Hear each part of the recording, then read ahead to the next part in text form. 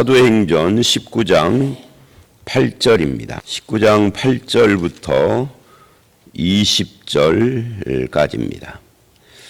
에베소에서의 사역에 대한 이야기를 합니다. 그리고 이제 내일 말씀도 에베소를 떠난 것이 아니라 에베소에서의 소동에 대한 이야기를 41절까지 하고요. 그리고 20장으로 가면은 이제 소요가 그치고 마게도냐로 가는 그런 내용으로 이어집니다. 그러니까 이 에베소에서의 사역이 19장 전체의 이야기라고 할 수가 있겠죠. 그런데 이제 20절까지가 2차 선교의 마무리라고 하고 21절서부터는 3차 선교로 어제 말씀드린 것처럼 그렇게 구조가 되어져 있어요. 자, 오늘 말씀은 먼저 8절서부터 에베소의 사역에 대한 이야기가 10절까지 8, 9, 12 세 절이 에베소 사역을 설명하는 그런 내용입니다. 8절을 보면 바울의 강론이 나와요. 바울이 회당에 들어가 석 달 동안 담대히 하나님 나라에 관하여 강론하며 권면했다 그래요. 그러니까 이 바울의 강론, 이 강론이라는 것이 요즘으로 말하면 설교입니다. 강론, 그러니까 이 하나님의 말씀을 풀어서 전하는 거예요.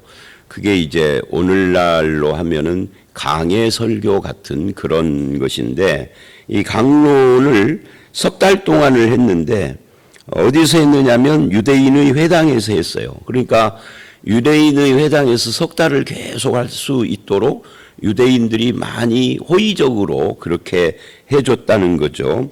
물론 비방하는 사람들이 이제 9절에 나오기는 하지만 그러나 3개월을 이렇게 했다라는 것은 대단한 거예요. 예를 들면 서부중앙교회 주일낮 설교를 노재성 목사가 아닌 어떤 사람에게 3개월을 맡겼다. 이런 거고 비슷한 거잖아요. 근데 그 3개월 설교하는 사람이 처음부터 끝까지 노재성 목사의 설교하고는 반대되는 말을 했다. 그런데도 그걸 받아줬다라는 거, 이게 엄청난 거죠. 근데 그렇게 했다는 거예요. 그리고 담대히 전했다. 이렇게 이야기를 합니다. 그 내용이 뭐냐? 하나님 나라였다 하는 거예요. 이 하나님 나라에 관하여 그러는데, 하나님 나라를 문자 그대로 하면은 하나님의 통치예요. 이 나라라는 말이 구약에서도 말쿠트, 그래서 통치를 의미하고요. 신약에서는 바실레이아 해서 왕국이라고도 그렇게 표현을 하고 합니다. 그런데 이게 통치를 말하는 겁니다. 그러니까 하나님이 통치하는 그 나라에 관하여. 근데 하나님의 통치가 단어의 뜻은 그러는데 신약 성경에 오면 그게 뭐냐 그러면은 그게 바로 예수 그리스도를 말하는 겁니다. 즉 왕이신 예수가 이 땅에 오셨다. 그리고 그분이 이제 십자가에 죽으시고 부활하셔서 승천하신 뒤에 성령을 너희에게 보내주셨는데, 그 성령을 보내주신 것이 무엇을 증거하느냐면 너희가 십자가에 죽은 예수가 부활하여 하나님 보좌 우편에 앉아 있는 걸 증거하는 거예요. 그래서 예수가 그리스도다, 예수가 주다, 예수가 왕이다. 이게 이제 사도행전에서 그동안에 계속 해왔던 이야기가 바로 그 부활 승천 보좌에 앉으심을 이야기하는 거죠. 그러니까 예수 그리스도가 지금도 너희를 통치한다. 그 왕이신 예수가 오신 초림부터 부활 승천하여서 통치하시고 재림으로 완결을 하는 것이 이게 하나님 나라입니다. 재림한 후에는 하나님의 나라가 아버지께 넘겨져서 이제 영원한 나라가 되는 거죠. 재림 전까지는 하나님 나라와 세상 나라가 함께, 이게 중첩, 오버랩이라고 하죠. 오버랩된 상태에서 중첩된 상태에서 가지만 그 중첩 기간이 끝나면 이 세상 나라는 끝나고 영원한 나라만 된다 하는 것이 이게 하나님 나라인데, 그 시작점이 예수 그리스도고 종결점이 예수 그리스도다. 그래서 하나님 나라는 예수하고 동의어나 마찬가지예요. 이제 돌아오는 주일날 누가복음에도 하나님 나라가 나와서 이 부분을 좀 설명을 앞부분에 할 텐데요. 이게 하나님 나라와 그 복음입니다. 오늘 이 본문에서는 복음이라는 말은 안 하지만 보통 성경은 특히 그 사복음서에서는 하나님 나라의 복음 이렇게 이야기를 해요. 왜 복음이냐? 복음은 기쁜 소식이잖아요. 그러니까 예수 그리스도가 우리에게 온 이것이 구원의 기쁜 소식이 되는 거죠. 그래서 하나님 나라, 예수 그리스도가 왕이 돼서 통치하는 그 나라의 복음이다라는 이야기예요. 요거를 3개월 동안 했다는 거죠. 근데 이거를 보면 이게 왜 중요하냐면 이 8절이 오늘날 우리 그 한국교회의 설교는 하나님 나라와 그 복음에서 상당히 멀어져 있어요. 그래서 뭐 맨날 기복신앙 축복 이야기하고 뭐 사회 이야기하고 어떤 이제 사회 이야기는 둘로 나눠지겠죠.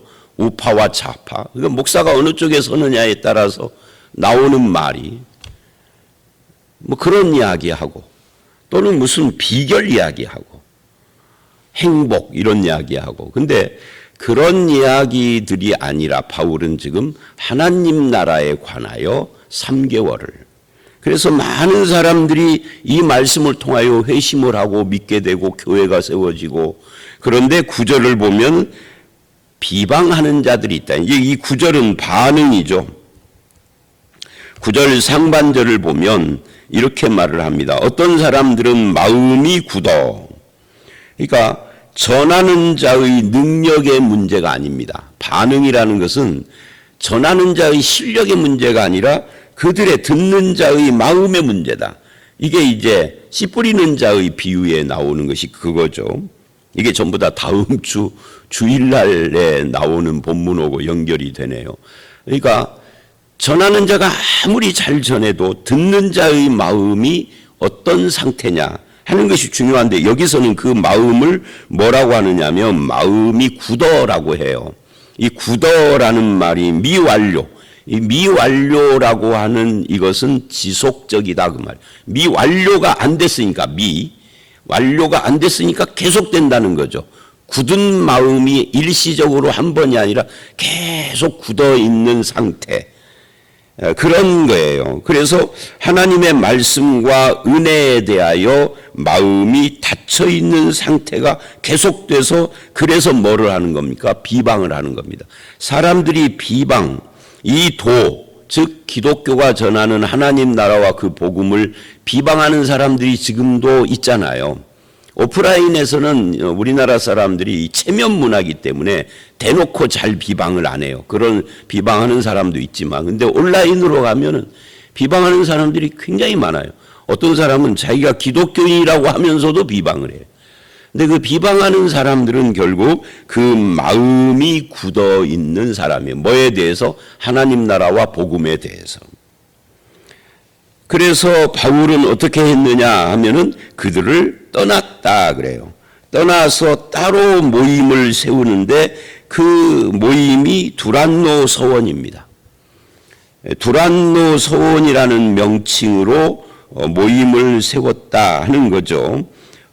그런데 이 모임을 따로 하니까 굉장히 좋은 거예요. 왜?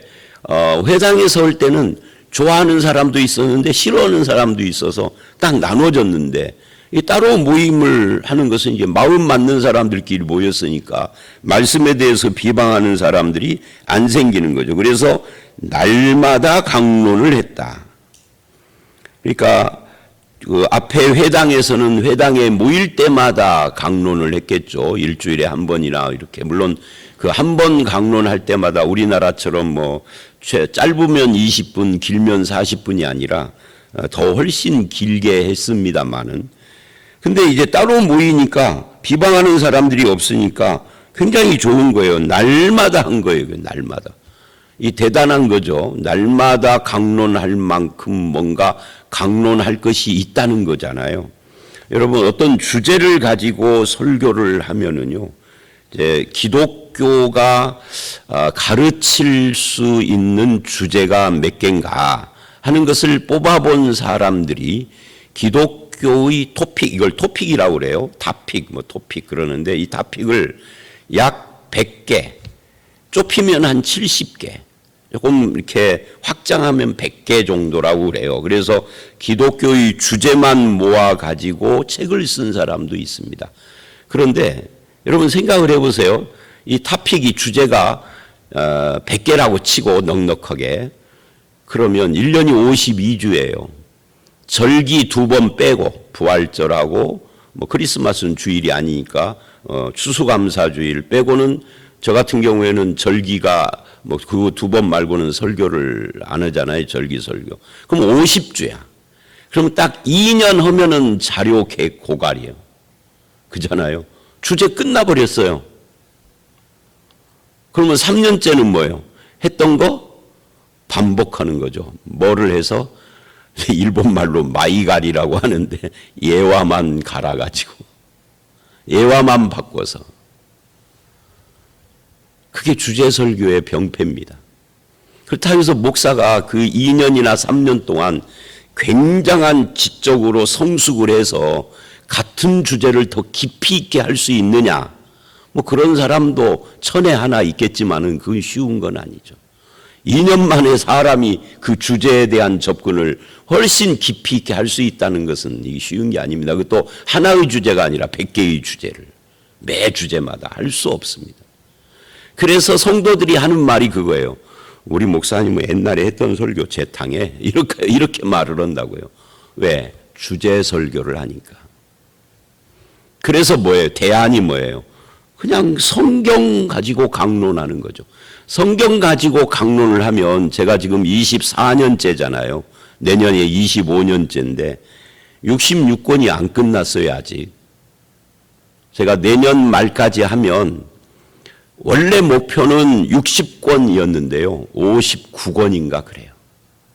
그러니까 성경 가지고 하면은 25년을 마르지 않는 샘물처럼 하는 거죠. 아직도 한 6, 7권을 못했으니까 그렇게 치면은 한 5, 6년 더 할 수도 있어요. 한 30년을 반복되지 않는 설교를 할 수 있는 거예요. 그러니까 바울이 날마다 강론을 해도 성경 가지고 강론을 하니까 뭐 자료가 부족하거나 말할 일이 없는 거죠. 지난주에 어저께 했던 말 또 하네, 이게 아니다 그 말이에요. 맨날 들어도 다른 이야기야. 물론 이제 근본 흐르는 것은 하나님 나라 같은 거지만 근본은. 자, 그런 이야기입니다. 지금 이 날마다. 이것을 어떻게 했다는 거예요? 2회 동안 했다는 거예요. 따로, 이게 두란노로 따로 나와가지고. 그래서 에베소 사역이 그렇게 해서 총 한 3년을 한 겁니다. 그러니까 이 에베소가 대단히 바울이 심혈을 기울여서 바울의 모든 것을 쏟아 부은 교회예요. 나중에 이제 바울이 마지막 선교 여행을 하면서 에베소 교회 장로들과 부둥켜 안고 울고 헤어지는 이유가 이 에베소가 정성을, 그러니까 이런 거죠. 노재성 목사가, 저는 이제 이 교회가 2번째 교회입니다만은 담임으로서 이런 거예요. 노재성 목사가 한 10군데, 한 15군데 교회를, 어떤 교회는 6개월, 어떤 교회는 1년, 길어봐야 1년 6개월 그렇게 목회를 하다가 서부중앙교회에 와가지고는 20년 했다, 이런 거고 비슷한 거죠. 그러니까 여기에 애정이 있는 거예요. 두란노 소원이 바로 그래서 중요한 겁니다. 그만큼 기독교의 독자적인 세력, 숫자가 늘어났다 하는 것을 말하는 겁니다. 여러분, 날마다 2년을 하면 2년이 며칠이 될까요? 약 700일, 365일이니까요. 뭐 쉬는 날 있다 치고 700일이 넘어요. 730일 뭐 이러는데, 이 700일이 넘는 동안 날마다 복음을 강론을 했다라는 것은 그 결과 에베소 교회 성도들이 말씀으로 잘 세워졌다. 그런 교회인데도 이때로부터 약 한 3, 40년, 40년쯤 지난 뒤에 계시록을 쓸 때 그때 에베소 교회가 나와요. 그 계시록을 쓸 때 이 에베소 교회를 담당했던 사람이 사도 요한입니다. 그 사도 요한이 에베소 교회를 계시록 2장에서 첫 번째로 이야기를 하면서 뭐라고 그래요? 처음 사랑을 잃어버렸다 그래요. 그러니까 이렇게 하는데도 이게 한 30에서 40년 뭐 이때로부터 조금 길게 잡으면 한 50년, 그러니까 한 세대가 지나니까 분위기가 달라져 버린 거예요. 뭐 그렇다고 해서 완전히 배교를 한 건 아니지만 여전히 사도 요한이 거기서 목회를 했으니까, 그래서 우리가 이런 부분도 생각을 많이 해야 합니다. 우리 교회 또는 꼭 우리 교회뿐만 아니라 한국 교회의 미래. 그래서 이 미래는 항상 미래 세대, 다음 세대의 손에 달린 거잖아요. 그래서 이 부분에 대해서 우리는 생각하게 됩니다. 자, 어쨌든 두 해 동안을 10절 이렇게 이야기를 해요. 이같이 하니 아시아에 사는 자는 유대인이나 헬라인이나 다 주의 말씀을 듣더라. 여기서 다 들었다라는 것은 일종의 과장법입니다. 그러니까 모두 다라는 의미라기보다는 많은 사람이 들었다를 이렇게 말을 하는 거죠. 어떻게 모든 사람이 다 들었겠어요? 반대하는 사람도 있는데. 자, 그렇게 해서 이제 첫 번째 문단이 끝나고 11절서부터 20절, 오늘 말씀 두 번째 문단은 바울의 손으로 행하게 하신 희한한 능력들에 대한 이야기를 합니다. 거기 11절 보면 하나님이 바울의 손으로 놀라운 능력을 행하게 하신, 이 문장 우리가 주목을 해야 합니다. 바울의 손으로 놀라운 능력을 행하였다. 오랜만에 이 주일날 하는 것처럼 한번 해볼까요? 다시 말합니다. 바울의 손으로 놀라운 능력을 행하였다. OX. 우리 교회는 OX 질문에 항상 답이 X라고요. 왜 X죠? 이제 답은 정해졌으니까 X라고 하셨는데 왜를 설명하셔야 돼. 이 본문에 보니까 바울이 행했다가 아니라 하나님이 행하게 하셨다요. 수동태. 인간은 항상 수동적입니다. 성경에서 성경 외적인 다른 데서는 인간이 주동이잖아요. 근데 성경에서는 인간은 수동적입니다. 하나님이 나를 쓰시는 겁니다. 그걸 기록할 때도 하나님이 행하게 하셨다예요. 그러니까 인간은 놀라운 능력을 소유한 존재가 기다 아니다? 아니다 하는 거예요. 그런데 오늘날 목회자들이나 어떤 사람, 목회자가 아니더라도 어떤 사람들은 이 놀라운 능력이나 은사가 나의 것인 줄로 착각해요. 나의 것은 없어요. 주신 거예요. 뭐 주신 것은, 주셨다라는 건 뭐냐면 주신 것은 찾아갈 수도 있어요. 그 누가복음 12장에 보면은 하나님께서 어떤 부자에게 오셔서 밤에 이렇게 말을 하죠. 네 영혼을 도로 찾겠다 이래요. 네 영혼을 오늘 밤에 도로 찾아가겠다. 여러분 이상한 표현이에요. 아니 내 영혼은 내 건데 누가 찾아간다는 거예요. 성경은 네 영혼이 네 거 아니다 그 말이죠. 하나님이 주신 것이니까 찾아가겠다는 거예요. 그러면 죽는 건데 네가 내일 일을 모르는 풀의 꽃 같은 존재인데 네가 자랑하고 교만한다 그 말을 하는 거거든요. 그 부자에게. 그러니까 이런 겁니다. 영혼뿐만 아니라 능력도 하나님이 주셔서 행하는 것이라. 하나님이 안 주시면 못하는 거예요. 어제 행했으니까 오늘은 당연히 행한다. 그게 아닌 거예요. 하나님이 주셔야 하는 거고 하나님이 허용해야 하는 거예요. 그러니까 그 능력이 뭐냐 하면 이제 그게 12절 이하에서 예를 드는 거예요. 심지어 그러면서 거기에 보니까 사람들이 바울의 몸에서 손수건이나 앞치마를 가져다가 병든 자에게 얹으면 그 병이 떠나고 악귀도 나가더라. 한마디로 말해서 치유의 역사가 이렇게 일어났다 하는 거예요. 그런데 그 치유의 역사를 바울이 이렇게 생각한다고 하십시다. 다 내게로 오라 내가 고쳐주리라. 그럼 바울은 교만한 자예요. 바울이 고치는 것이 아니라 하나님이 행하게 하셨으니까 하나님이 치유하는 거예요. 하나님이 치유하시지 않으면 바울이 철야 기도를 해도 안 되는 거죠. 그런데 하나님이 치료하시면 바울이 30초 기도를 해도 되는 거죠. 그죠? 철야 기도가 아니라. 통성으로 기도해도 하나님이 안 하시면 안 되는 거고 통성으로 기도 않고 침묵으로 기도해도 하나님이 행하시면 하는 거고, 우리가 철저히 하나님 편에서 생각을 하고 하나님 편에 서서 이해를 해야 할 필요가 있어요. 우리는 입으로는 하나님의 주권하고 실제로는 하나님 주권 어디 가고 다 내가 한다라고 생각을 하는 거죠. 이게 치유만 그러나요? 목회도 그렇고 모든 것이 그래요. 교회 봉사도 그렇고 무슨 섬김도 그렇고, 아니 꼭 종교와 관계되는 것이 아니라 내 인생도 하나님이 주시고 인도하신 발걸음으로 하는 거고, 하나님이 주신 힘으로 사는 거고, 하나님이 주신 재능으로 하는 것이지. 건강 하나님께서 뺏어가거나 재능 회수하거나 영혼 오라 하시면 그걸로 끝나는 거잖아요. 그래서 좀 겸손해야 할 필요가 있다 하는 것을 여기서 알 수가 있습니다. 한 번 주신 은사나 능력은 그냥 자동적으로 내 것이 되는 것이 아니에요. 겸손해야 합니다.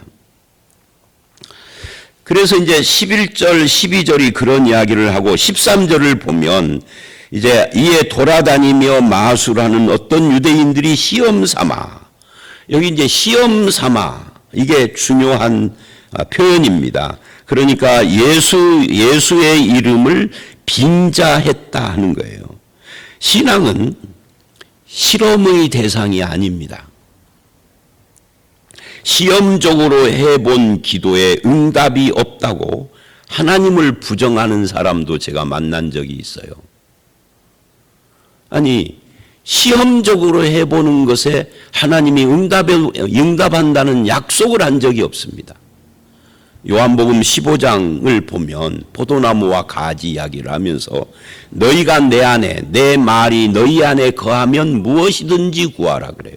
너희가 내 안에라는 말은 구원받았다는 이야기고, 내 말이 너희 안에 있다라는 말은 내 말, 하나님의 뜻을 구한다는 이야기예요. 그러면 주겠다는 거예요. 시험적으로 하는 것을 주는 것이 아닙니다. 믿음의 기도는 역사하는 힘이 있다 라는 야고보서의 표현도 결국은 시험적인 기도가 아닌 거예요. 믿음의 기도인 거예요. 그게 시험 삼아 했다는 거예요. 호기심으로 했다는 거예요. 또는 자기 이익을 위하여 어떤 종교적인 법칙을 대입을 하면은 결과가 나오는 무슨 제품처럼 기도 응답을 그렇게 생각을 하는 것은 오해다 하는 거예요. 그러면서 이 마술사들이 예수의 이름을 불러 말하되 내가 바울이 전하는 예수를 의지하여 너희에게, 여러분 읽어보십시오. 내가 믿는 예수가 아니라 바울이 전하는 예수예요. 아주 객관적이죠. 이건 믿음이 아닌 겁니다. 하나님께서는 이런 것에 응답도 않고 하나님까지 올라갈 필요도 없이 마귀가 알아 그거를. 그죠?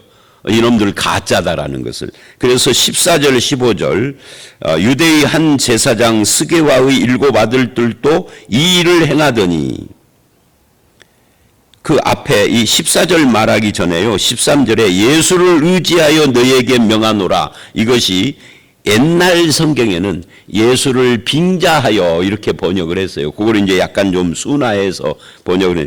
예수를 빙자하여가 아니라 내가 믿는 예수님의 능력으로, 내가 믿는 예수님의 그 중보의 능력과 은혜로 우리가 기도를 하는 것이죠.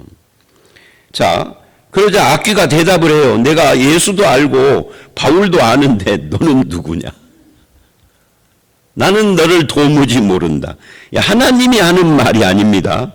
그래서 예수의 이름을 써먹으면 되는 것이 아니다. 오늘 우리도요, 예수의 이름을 써먹는 이름이 아니라 진짜 내가 의지하고 믿는, 내가 의지하는 그 이름 예수가 돼야 돼요.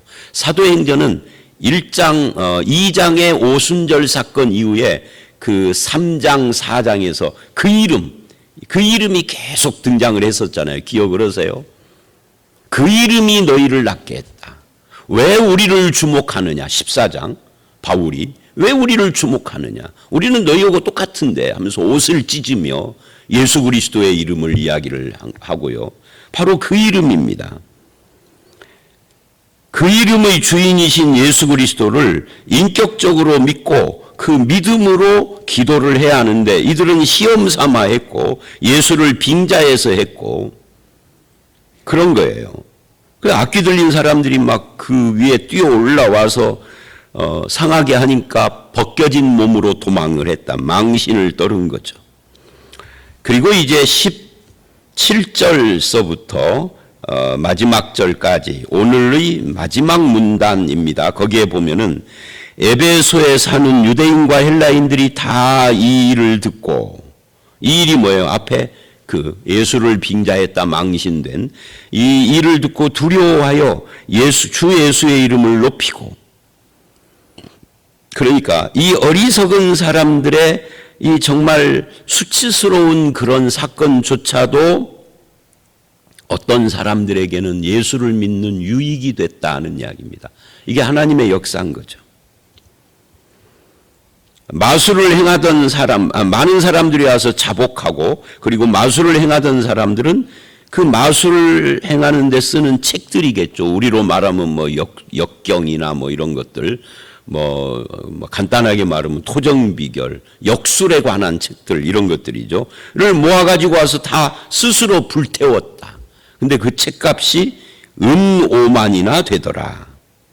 이 은 5만, 이게 이제 우리로 말하면은 이게 얼마인지 짐작이 안 되지만 엄청난 액수예요. 물론 금 5만은 아니니까 그거보다는 작겠지만 은 5만. 옛날에 우리나라에 이게 동전, 그 주화로 만든 동전들이 있었는데, 만약에 이걸 금으로 만들거나 은으로 만들었다면 이게 값이 천정부지인 거죠. 다른 거죠.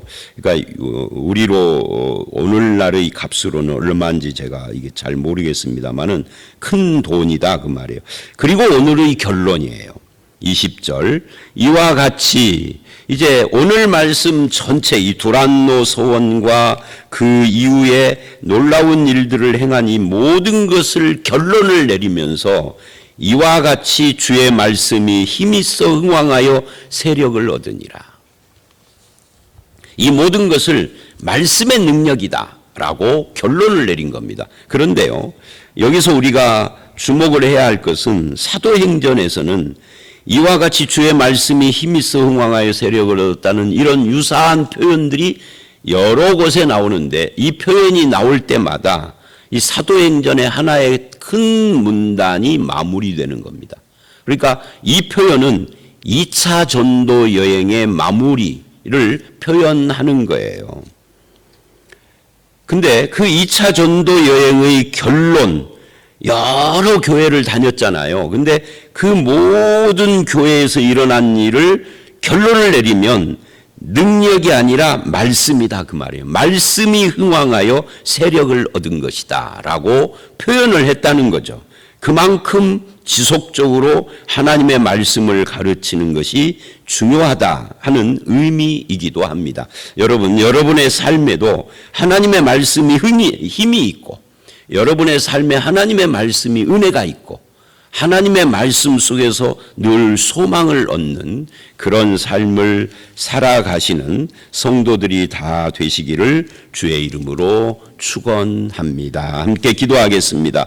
하나님 아버지, 바울은 에베소 회당에서 석 달을 하나님 나라에 대하여 강론을 하고 권면을 했다라고 말씀을 합니다. 그리고 두란노 소원을 따로 세워서 2년 동안을 주님의 말씀을 매일 강론했다라고도 합니다. 그래서 하나님이 놀라운 능력을 행하게 하시고 여러 가지 열매들이 나타나며 예수의 이름을 높이고 말씀이 흥왕하는 그런 일들이 일어났음을 우리는 봅니다. 아버지 하나님, 우리의 삶 속에서도 동일한 하나님의 은혜와 예수의 이름이 높아지고 말씀이 힘을 얻는 그런 삶을 살아가게 하시며, 우리의 삶과 가정뿐만 아니라 교회도 동일하게 말씀이 힘을 얻어 흥왕하여 많은 사람들이 말씀 앞에서 은혜를 받고 변화되고 성숙한 그런 열매들로 나타나도록 인도하여 주시옵소서. 오늘 이 하루도 주의 말씀의 은혜와 동행하는 그런 하루가 되기를 간절히 바라옵고 예수님 이름으로 기도드렸사옵나이다. 아멘.